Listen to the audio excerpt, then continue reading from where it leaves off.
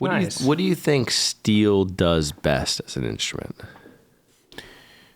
Well, there's no frets, so that's kind of puts it in an interesting category, because when there's fretless instruments, there's room. In theory, there's room for. Well, actually, I don't even know if I can say that. I don't know. I just like it. One of the coolest things that I always bring up is that when you hear.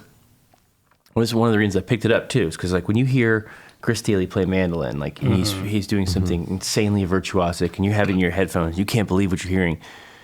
You can't believe what you're hearing because you don't know what he's playing, and you can't believe he's doing it, but you know physically what's happening. Yeah. You're watching. You.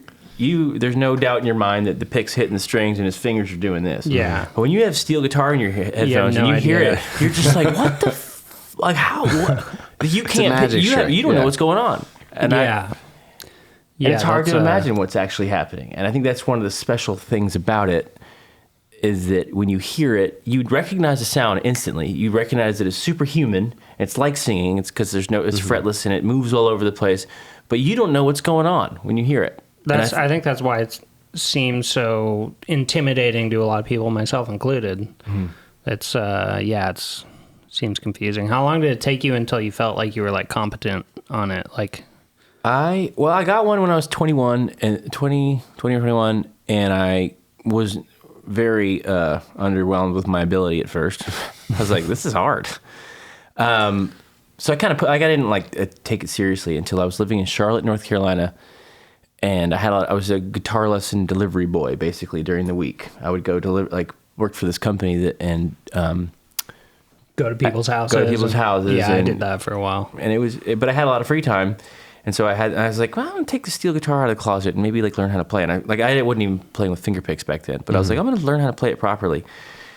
And I remember I didn't know anybody that played it. There's nobody in town that played it. I just was like looking at like the internet trying to figure out how to do it. So I dig up people teaching tutorials on YouTube.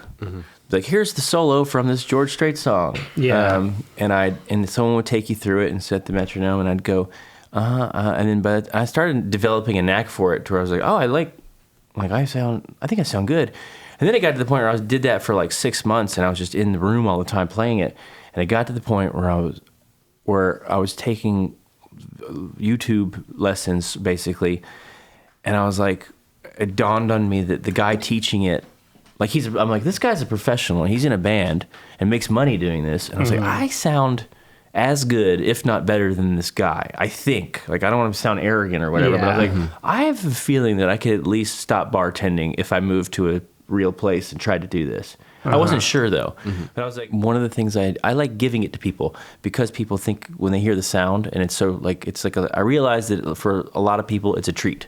And it's a sound that they identify with and they love, and they don't know how to articulate how much they love it. But every once in a while, someone will come up to you afterward and be like, I just love that sound, man, the sound of that steel guitar, dude. I seen you set that thing up and I heard you play. I was like, man, I love to be able to give it to people. When or I even had rehearsal, I'll set it up and I'll start warming up and tuning it. And then when someone goes, oh man, like that gives me a little something.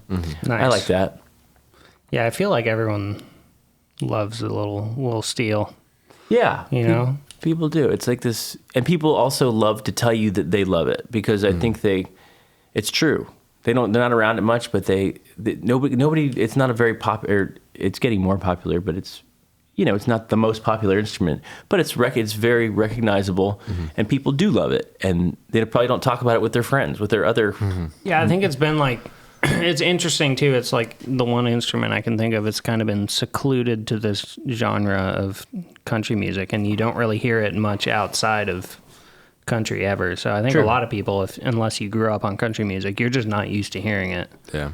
It's also just incredibly recognizable sound as well. Yes. Like to what you were saying, that it's very difficult to hear a steel and confuse it with something else. I mean, obviously, other than something like a lap steel or something. I mean, that sound is so distinct. You can hear a harmonica and you can think it's an accordion. I mean, depending on the context, there are moments like that in music where you can second guess yourself. But with a steel, it doesn't sound like anything else. It's true. Yeah, I agree. It's got a very particular thing, and I mean, going back, I don't know that it'll ever be replaced by. I've seen like MIDI programs that try to emulate steel guitar, and they do kind of a decent job for this, but you can't really do what it does. Mm-hmm. Totally. With computers, or even with the guitar. You can kind of fake it with guitar. Did that person in that clip seem cool enough for you to listen to their music? If so, go to our main channel, subscribe there, and you can watch performances from all of our guests.